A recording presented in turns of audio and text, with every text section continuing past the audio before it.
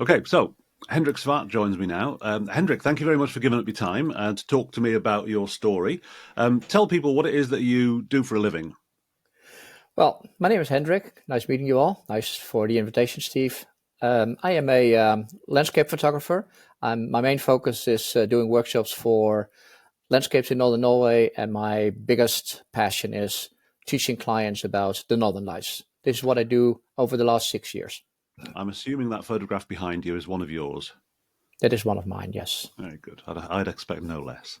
Okay, very good. And there's something in particular, you said the Northern Lights. So there's something about capturing the Northern Lights from a photography point of view.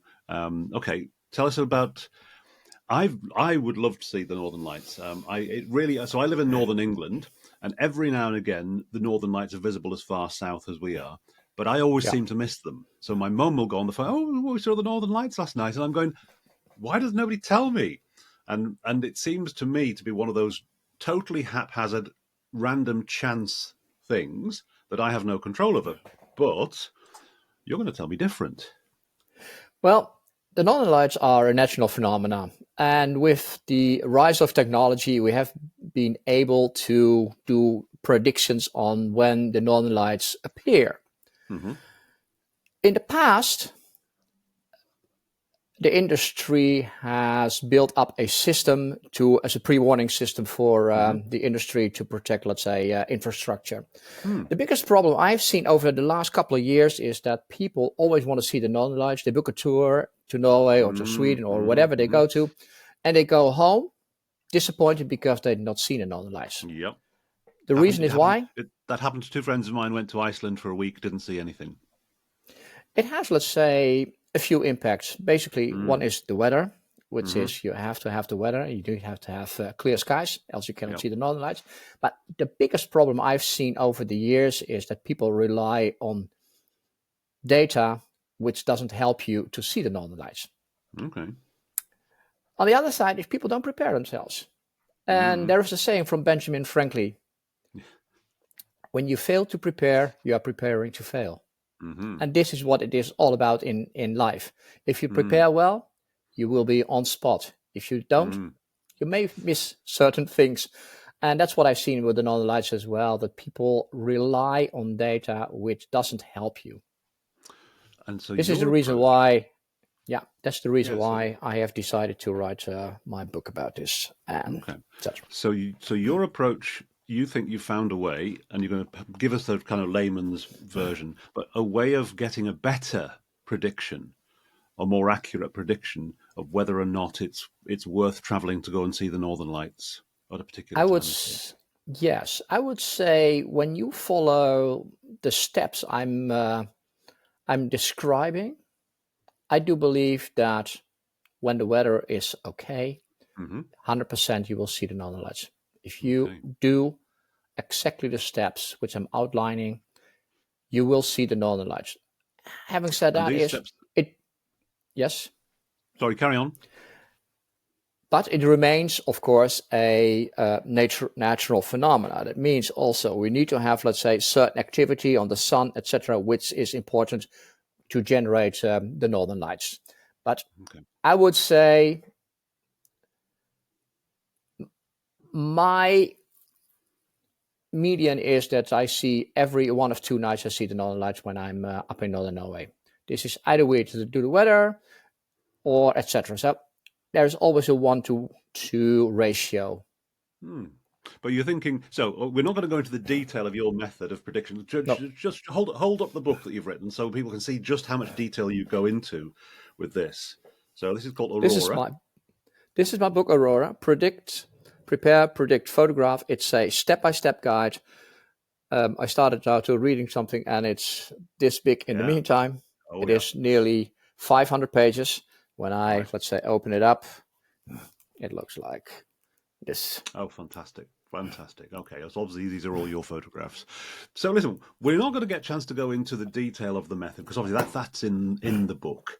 The That's technical correct. detail of how you manage to be more accurate with your predictions for the Northern Lights. We're not going to go into that because it's well, A, it's in the book, and B, it's quite technical. But what I do want to reflect on is, okay, well, what's the kind of story? So you've got you've got a technical solution to a problem here. And so what are the kind of stories that you and people like you in this situation can tell about this book and this approach you're taking? So what we're going to cover, so people can see the where we're going with this discussion, is we're going to look at, okay, I'm going to look initially at what's the underlying story that's going on here. And that underlying story, I think, applies to a lot of people who work with technology or who work with tools of any kind. Then we're going to look into, okay, well, how can you use that underlying story to generate a lot of different little stories? In other words, you've got your master story, your sort of, top level story. Well, how can you use that to generate lots of little stories? Because what we know is that social media likes lots of little stories. Okay. And then we'll talk specifically, you've asked me to talk about how to communicate using video in particular. Okay. So that's correct. So let's start off with what I think is the kind of, in a situation like this, there's a kind of master story going on. And interestingly, because you're interacting with nature, and you've identified right from the beginning that Northern Lights is a natural phenomena, and by that means inherently it's unpredictable. And so the world of nature, the world of human stuff, right? So the story tactic I'm sort of leaning towards here is from the concept cards, the red cards, and you might guess which one it is, but the one I'm going to go for here is the most important. Here we are. Is order and chaos. Because I think that's a really good framing. It's a great framing device. Concept cards are all framing devices, and it's a great framing device for any story, but it's really useful for a story when you're dealing with nature, because nature is chaos. So nature is unpredictable, it's uncontrollable, it's out there, it can throw stuff at us. If you've ever witnessed an electrical storm, and well, I'm sure you've witnessed some pretty extreme weather in northern Norway, so you know this very well. And what we as humans do is, well, we try and bring order to that chaos. So we build roads and pylons and infrastructure and houses, all of which is trying to create a habitable order that we can control in this amazing chaos. What is actually really interesting here as well is that, and this kind of comes out in the card Curious Tales, we get a very strong emotional reaction in the presence of nature. Like I say, one of my ambitions in life is to see the Northern Lights, and I keep missing them, or I just don't see them. I haven't seen them. And one of the reasons why is I believe I will be awestruck by them. And that's a very powerful emotional reaction. It's very common. And the reaction comes from feeling very small in the face of nature. So you feel like a tiny little, so when you look up at the Northern Lights, I imagine you get that same experience. You have that feeling of awe. Okay. So it's very powerful. Okay. So emotionally, there's something going on there around which everybody can identify with, feeling small in the face of great, because that's a very powerful emotional asset for your storytelling.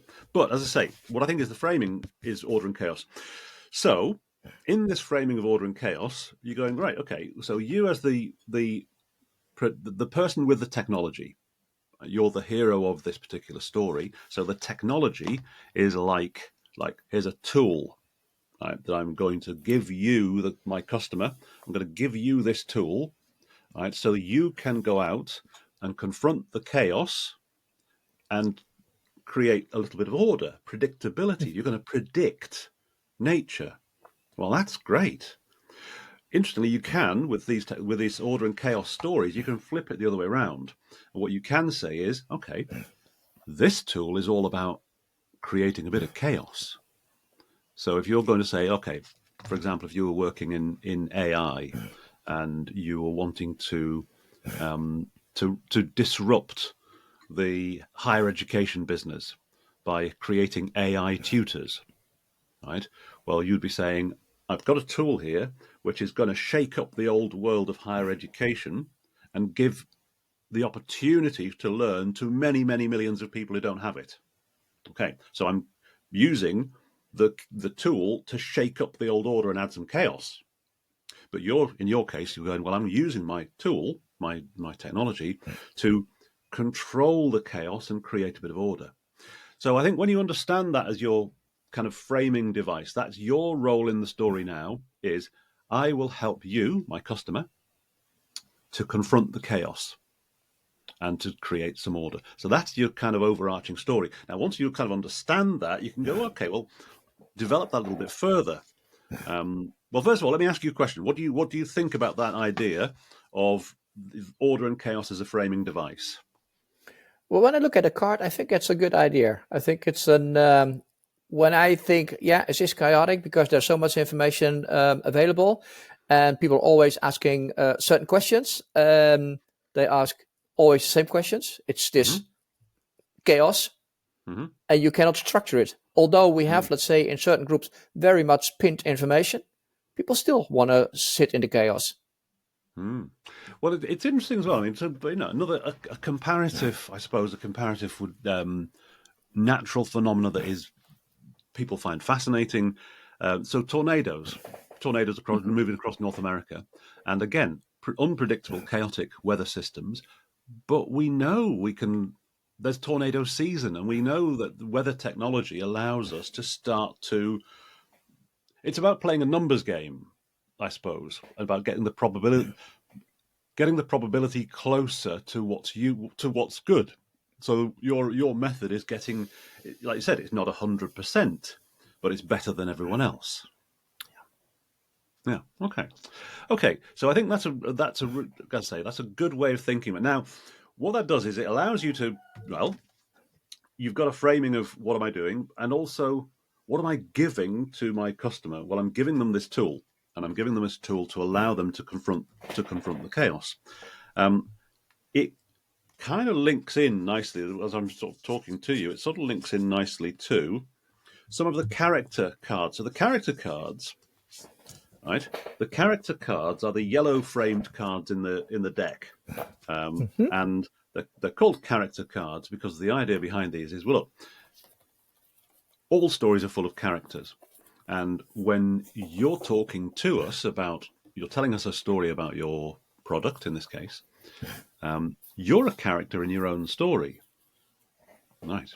So what kind of character do you want to be? Now, there's an obvious one is the character of the expert. Right? So there's a card there called Trust Me, I'm an Expert. And on the back of the card, it gives you all kinds of little pointers of ideas as to where you might find an example of a story about your expertise. So here's a nice idea. So when in this process of developing your approach, when did you learn a hard lesson? When did you make a mistake that you learned from? Can you think of an example? Yes, I can say I also have written it down in my book. It probably was around 3-4 years ago. I was also doing photography, of course, for the Northern Lights, and I missed a lot of Northern Lights because I trusted the wrong data. So I went on an expedition to see why didn't I see those Northern Lights. There were so many Northern Lights. A good example is actually one of my best friends.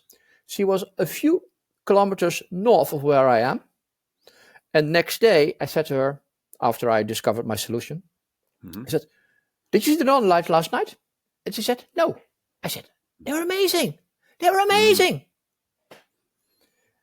Basically is she looked into the wrong direction. Oh, really? Because everyone says when you see the Northern Lights, you have to have a place, look to the north. I would say, yes, in many cases that is correct, but there is always an exemption on the rules. At that night, we needed to have a look south instead of north.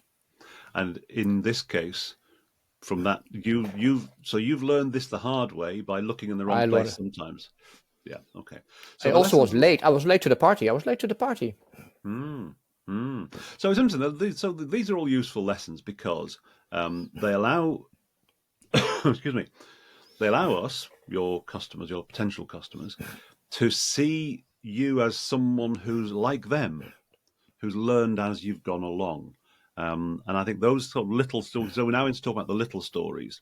Your big picture story, but the little stories, they can be about what how you've learned something as you've gone along. Well, that's a little story. There was a moment when, and I went out at night and I looked in the wrong direction, and I realized and I hadn't seen anything. Okay, that's a little story moment about learning a valuable lesson, and you do it in the moment. So what's interesting here is when you talk about expertise, about your expertise. So we build expertise in lots of slices of experience across our lives. And so, you can sort of an hour a day, a week, a month, a year, all these kind of experiences build up. And as experts, we kind of take the wisdom out of the experience. We abstract it up into wisdom, and we can make strategic decisions, and we can see the big picture because we've got all these little slices of experience. And that's fine. That's very, very useful. And so it allows us to speak at that kind of high level, especially when we're speaking to other experts who are also at the same level. So we have very quick, efficient conversations about our expertise because we don't need to go into the detail. But what some experts forget is that when they're so used to talking at this level with other experts, when they're talking to someone who hasn't got the expertise, they don't know what to do, and they don't know how to communicate. And when they're talking to potential customers who are not experts, they don't know how to communicate. And the answer is you have to drop down into a single moment of experience that demonstrates your expertise. So you say, look, I'm telling you this is the right way to do it. How do I know? Well, there was one night when, and you drop down into a single moment. And at the end of that night, I rang my friend, my neighbour, and said, "Did you see the Northern Lights?" And she said, "No, I didn't see anything." Okay, so you're dropping this down into one single moment of experience. That's where the little picture story is. So when you're thinking about that, you're thinking, okay, so with Trust Me, I'm an Expert, you're building up your character as a technical expert. Well, on the back of that card, it invites you to think about lots of different ways that your expertise grows. But what you need to do with all of them is to turn them into a single moment of experience. Now, the best card for doing that, one of the most useful cards in the deck, really, is the movie time card, movie time tactic. Because what it says is, look, if you're going to tell a story, you're going to start a movie running in somebody's head. And it'll only work if there's an actual scene, like a movie scene. In other words, something you can point your camera at. So to say, for example, you would say, there's bad data out there about the Northern Lights. I've got access to better data about the Northern Lights, and therefore my predictions are much stronger than my competitors, my rivals. Well, okay, that's all big picture stuff operating at this level. And if you talk about bad data and better data, what can you point a camera at? It's very, very hard. I mean, you could point your camera at some numbers, but it's not going to be very easy, or probability, or equations, or probability statements. But it's going to be very difficult. And you can't point a camera at a concept. So you turn it into the little picture story. You go, okay, for example, boom, you drop down. Or the other way it works, that works just as well. So you can say, for example, and tell a small story, or you can say, just imagine. And you do the same. You tell a single moment in time. So the movie time card will help you to do that single moment in time kind of storytelling. Okay, so that will start to get you into those kind of social media posts where you're talking about your expertise, where you're talking about your approach, where you're talking about why people should trust you, but you're doing it in lots of little moments of experience rather than you're not reading out your CV, right? You're not trying to tell them about 10 years in one story. You're just telling them about one moment. And at the end of the story, so you give them in movie time, you give them the action first. Okay, here's what you point your camera at. Imagine you're in a forest in northern Norway. It's very cold, and you look up to the north, expecting to see the Northern Lights, and there's nothing there. And you're going, oh, that was a waste of time. And then you wait for another 2 hours, still nothing. Right? And as you turn back to your car, you look to the south and you go, they're there. right? They're behind me in the south, and and if A, you feel a bit stupid, but B, you're in that awestruck moment where you're just watching nature's most beautiful display, and you're Hmm. feeling very small. Okay, all right. So in that little version I told you, based on what you've told me, there's movie action. You're in a Yeah. forest. Okay. There's emotion. You're getting bored, frustrated.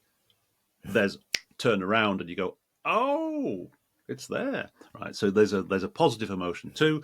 So you give people action and emotion. You get the movie playing.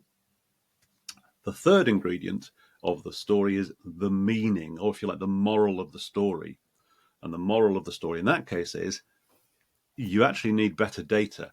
You need someone who really understands what's going on to guide you in your quest for the Northern Lights. So that's the moral of the story.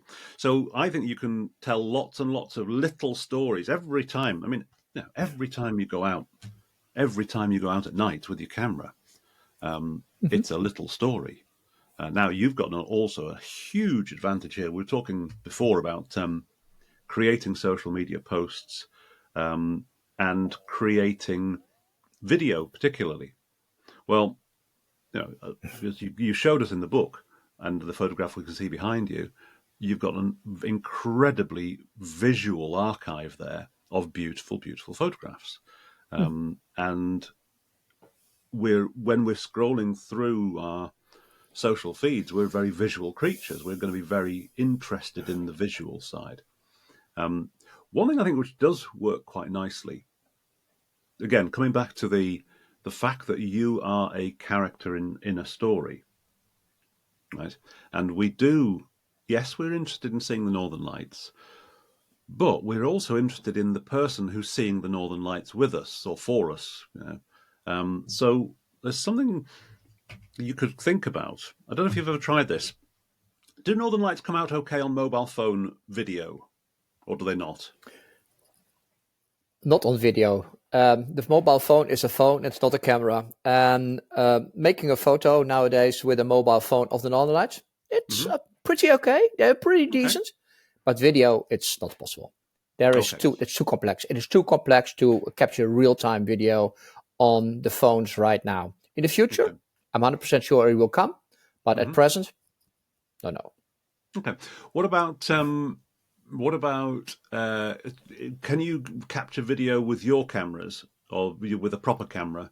Can you get video of the Yes. Northern Lights? Okay. Yes, you can make real time with a proper camera when you have the right equipment and the right lenses Mm-hmm. available and Mm-hmm. you know what you're doing.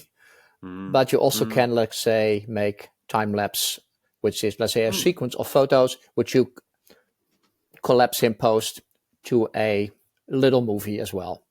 Okay. That's also I possible. suppose, do you get, with a longer exposure photograph, do you get a better quality image? Of course, the longer you expose, the better the image is, but that's a general rule. Hmm. But the northern Okay. lights can be fast, so you don't want to Mm. overexpose them. The longer you Mm. expose, the more blurrier the northern lights will. So you need to find a compromise between exposure time, darkness, and the brightness of the aurora. And that's a Mm. Mm. big, big, big challenge for many, many people. So, what I would suggest as a possibility, as a way of thinking, I mean, I don't know, do you? These things are great, and to other people watching as well. Most people have now got a smartphone with a reasonably good camera attached to it. I mean, you're right; they're not great. They're not cameras. They are phones. But the cameras on some of them are pretty good. And what I think is where there's potential for what you're doing is to okay, if you imagine you're going on the journey to try and see the lights or to try and photograph the lights, but to actually show us what it's like to be you. Mm-hmm. And now there's, kind of depending on whether you're filming for Instagram or YouTube or TikTok makes a big difference because if you're filming Instagram or TikTok, you hold your camera that way. If you're filming YouTube, you hold your camera that way. So obviously that makes a big difference. But that's up to you to decide. But I wonder whether there's a way of recording yourself on camera whilst you're driving to the location, setting up the equipment, waiting for the right moment, and then getting what you know to be the best photograph. But also, so there's a kind of technical, yes, you can almost like telling people how you do your thing. Hmm. But there is also, I mean, I don't know how many times you've seen the Northern Lights now, it must be thousands of times. Do you still Indeed. get the same, yeah, do you still get the same emotional reaction to it? I would say I'm addicted to the Northern Lights. Uh, every Right. time when I see the Northern Lights, is this moment of awe. You're sitting, is it? Boy, you're thinking, wow, this is amazing, and every little aurora I see, and sometimes the auroras are, let's say, not very impressive, Hmm. but the structures are nice. Sometimes you're standing there thinking about what's going on. The 6th and the 7th of October this year, they were absolutely incredible. They Mm-hmm. probably top 5 when I say from what I've seen. They were Mm-hmm. just phenomenal. Right. And you feel the tininess in the universe. And Mm-hmm. you're standing there in this biggest vastness of the universe. It's absolutely fantastic. And I think you do, and I think you feel a kind of tininess in the vastness of the universe. But also, what I get is in the face of natural beauty, what I experience is a feeling of connection to other humans, because there are people around the world who can see the same thing as me. But also, every single human who's ever lived has lived in a world that produces this beauty. So so I'm not the first person to see this mountain. I'm not the first person to see this starlight, this starry sky.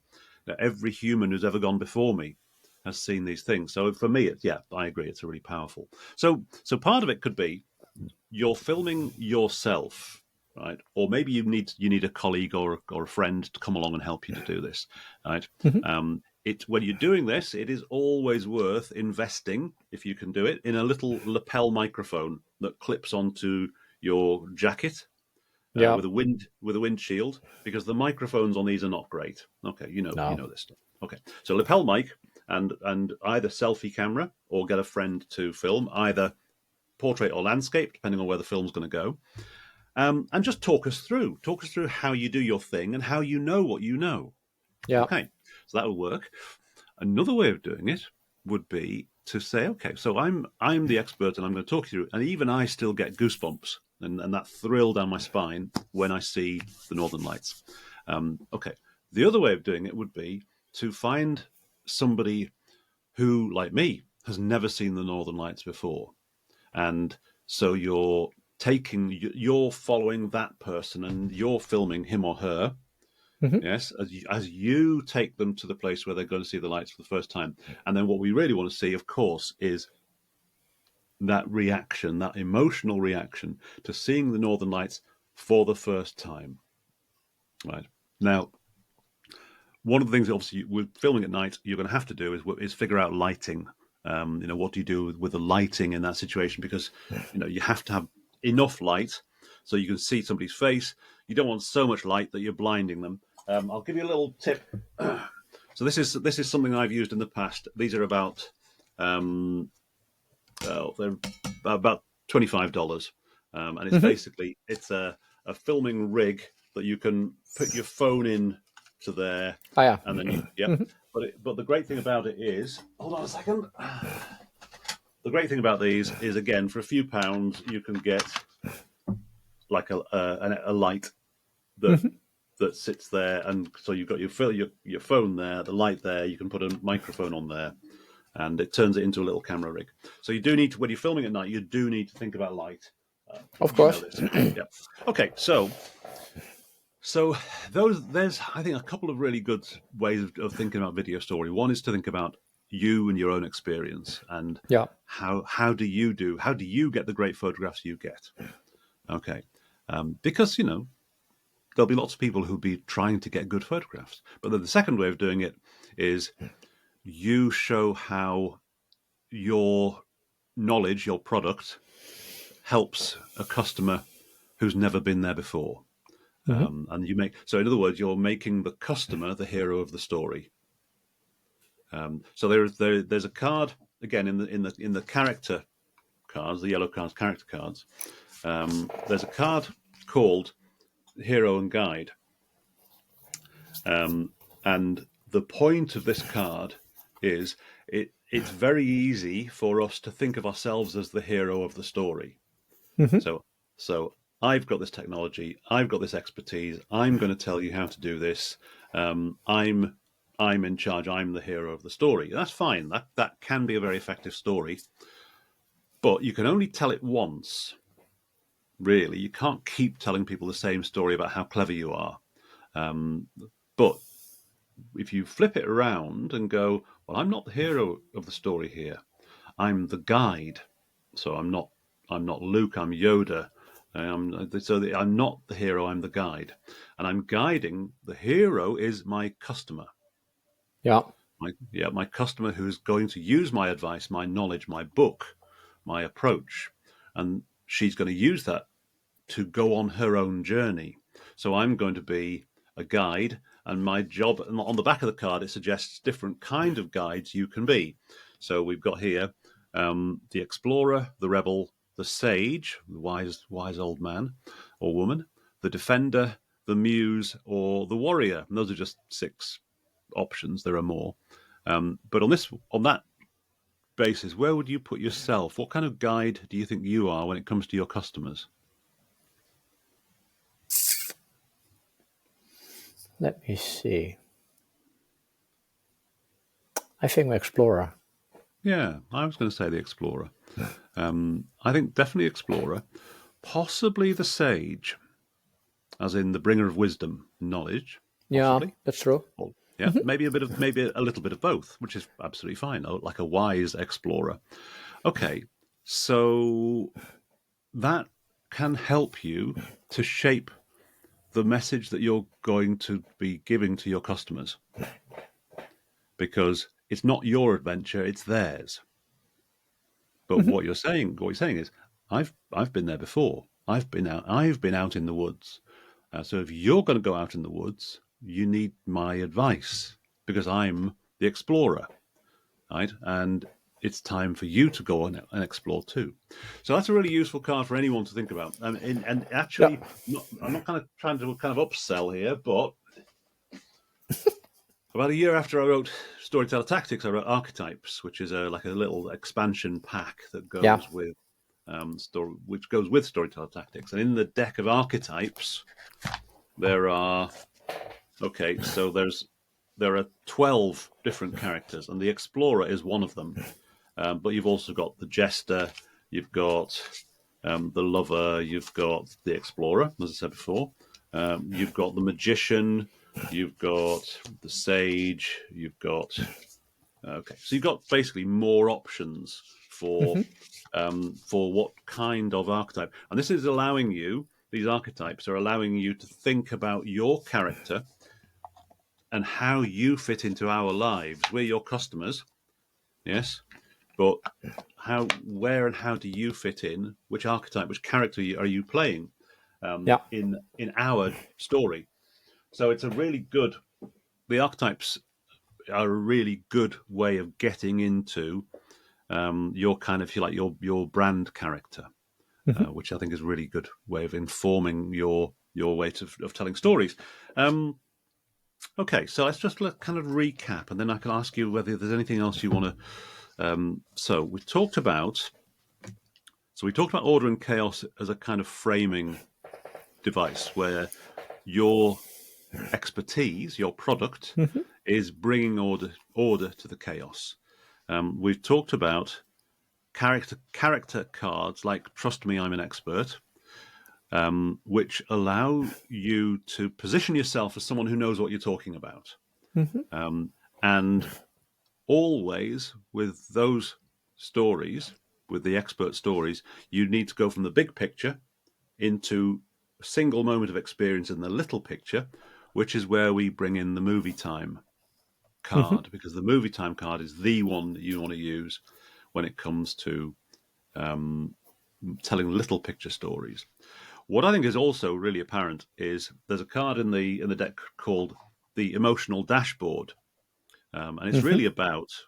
The Emotional Dashboard is about putting that focus on emotion in story, and you've told me already you're a Northern Lights addict, because you still have this incredible feeling of awe and being overwhelmed by the beauty of it, and how little you are in the universe. Well, that's an incredibly powerful emotion. And the great thing about emotion is we have these kind of mirror systems in our brain that when you tell me about an emotion, I feel an echo of the same emotion.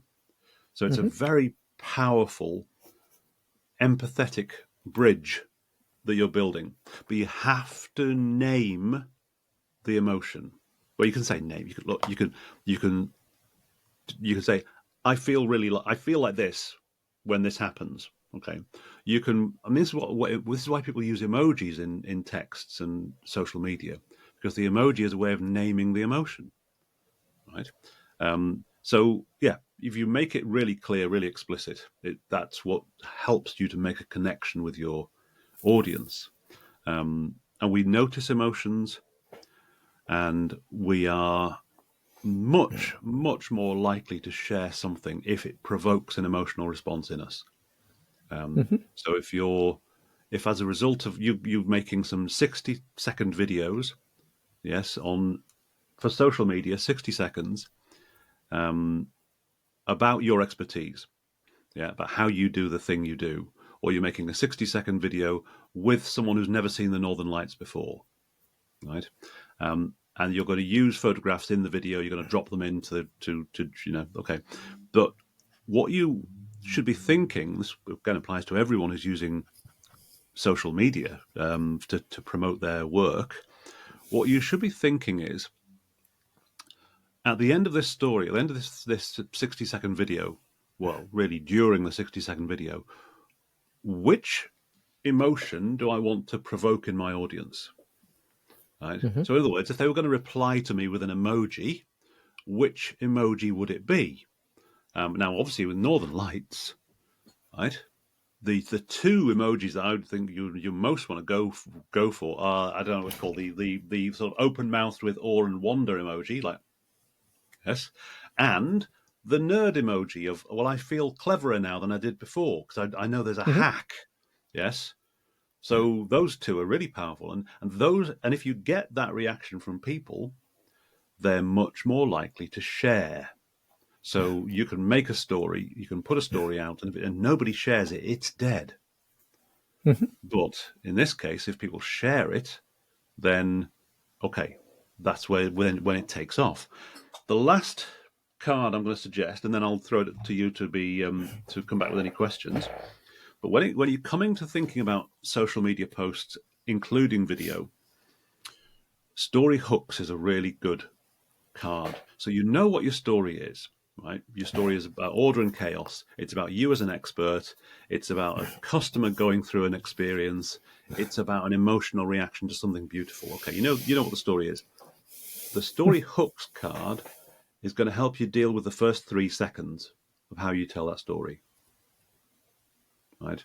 Because if you do not get people's attention in the first 3 seconds, chances are they'll scroll past you, right? And that's it. Doesn't matter how good your story is. Too late. They've gone past. You've got 3 seconds.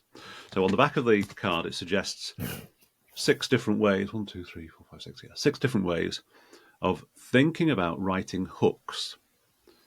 So ask a question, give people something they're not expecting, point out an irony, make it relatable, offer simple, bite-sized expert knowledge, tell people you've got a secret. So any of these will work as little hooks. You can write these. Now, what my advice would be, when you sit down to write a social media post, okay, write the idea, or record the video, write the post. Yeah, okay, get the bulk of the story right about what you want to say, and then do the hooks at the end. So go, okay, how could I turn this post into a question? So I'm starting with a question, right? Why do most people? What's the main reason? What's the main reason people miss the Northern Lights? Okay, well I don't know, but I'm guessing it's the weather. But no, it's not. It's because they've gone to the wrong place. Right. So by asking the question, you're making me think, I think it's this. But I'm curious now because you've opened up a little gap in my knowledge of the world by asking a question. So I'm now curious, and I'm going to have to read your post to see what you say is the main reason why people miss the Northern Lights. So that works as it's a story device, a story hook that gets people into the bulk of the rest of the story. But you can ask a question in 3 seconds. Yeah. Yeah. Okay. So there's some ideas there. That's very good. What I'm going to ask you if you've got any questions. Then I'm going to see if there's anything that we can agree as a kind of bit of homework, for want of a better word, where you'll go off and create something and come back and show the audience, show the customers what you've done.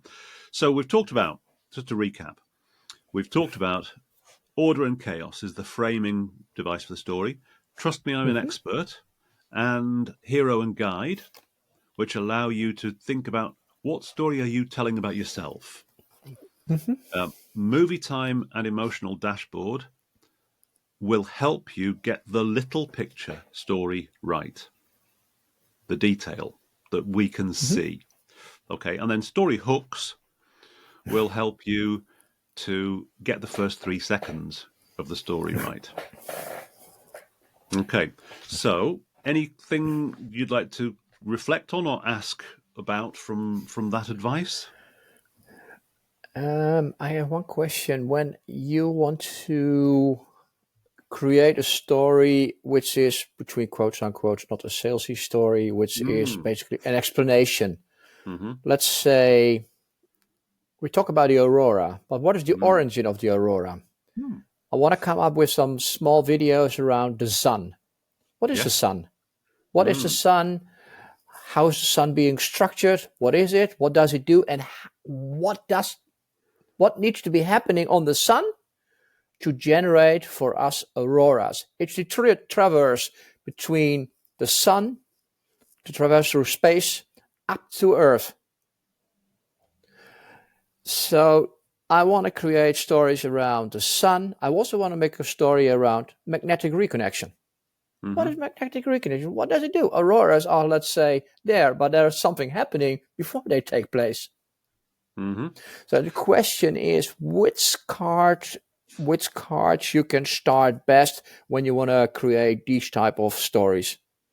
Well, what I would say about that is, okay, I think there's something in here about. I'm just trying to think okay. So I would say let me think. Where are we looking at?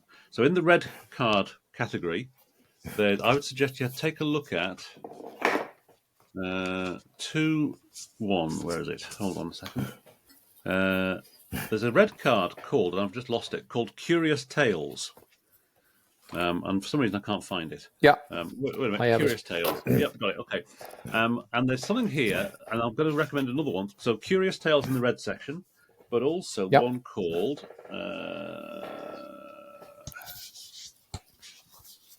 That's Funny, which is in the orange section of cards. Okay. The orange section. Is it in the Explorer card? Explorer, yep. So we've got okay. Curious Tales.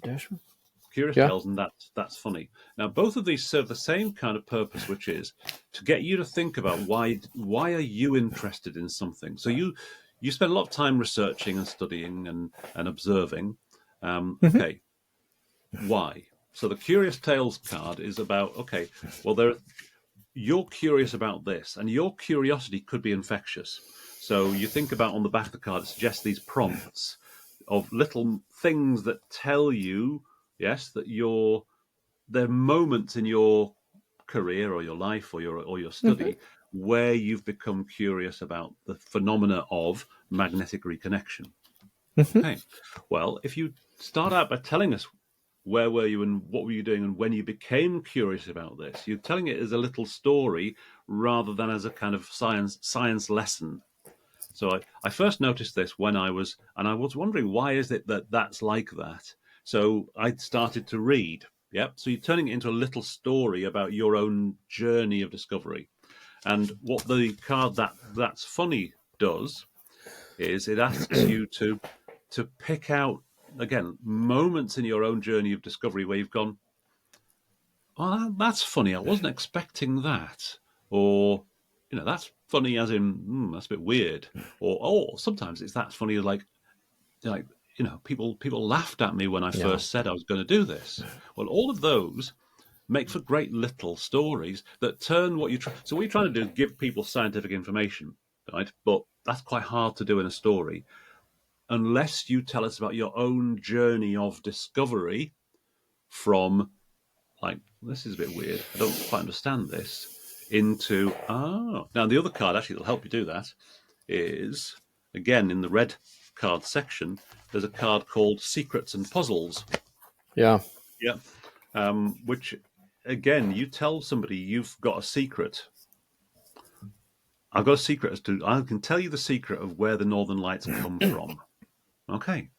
Or you had a puzzle. I didn't understand how it could be that the Northern Lights sometimes appear in the south, not the north.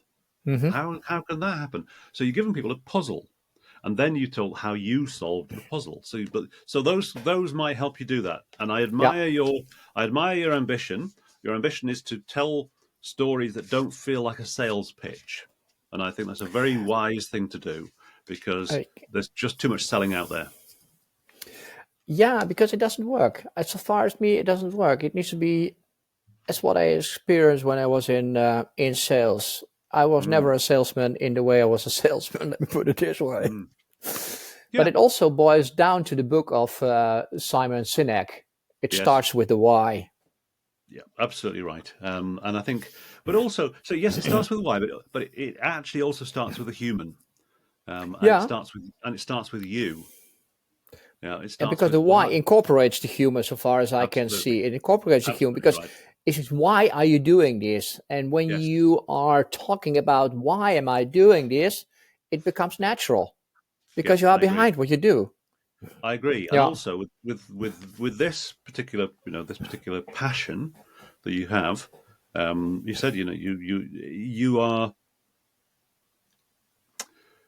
completely it completely takes you over when it's something that's a passion. This is why, and that is interesting. So you talk about something that completely takes you over, and actually we can tell because it's in the tone of voice, it's in your body language. You're completely absorbed by this thing, and that's very genuine and authentic. And you'll never get that with AI because AI doesn't have a body. AI can't get excited. AI can't feel small in the presence of nature because it hasn't got a body. Only humans can really do this. And when AI pretends to do it or simulates doing it, it's only doing it because it's read an awful lot of other humans who've done the same thing.